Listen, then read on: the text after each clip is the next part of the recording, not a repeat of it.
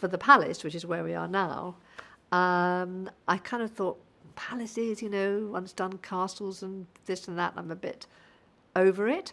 And so I was just looking again through all my various reference books and thinking about palaces and little girls and what do little girls like. And I came across this monastery in Burma, which was all wood and quite much more aged than this. It was all wood painted gold, the whole structure. And that was where I started, which then obviously turned out into a huge palace. But I started with these images of this beautiful old faded gold painted wood. And the rest sort of fell into place.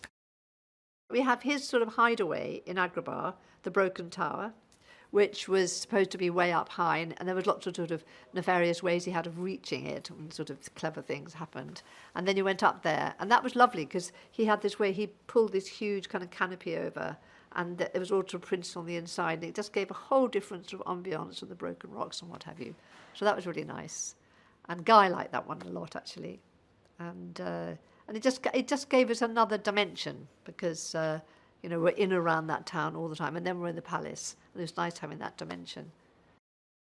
The Lion's Head, which is the right down there, which is kind of exciting, because we've seen them in the desert, we've seen them cross over towards it and sort of lure towards it, and then we have this kind of fairly graphic, if you like, huge, great big mouth that he is then going to be disappearing down into, which will take us then into this whole journey. So not so dissimilar to the actual animation, really.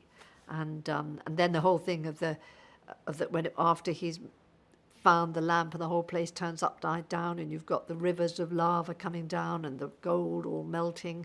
So we've tried to begin that in a three-dimensional way, where they're going to be moving around, and it just gives Chaz just a sort of a hint of a tint, and then he can go off and have rivers and huge, great big eruptions and volcanic whatevers, and it'll be stunning, I should think.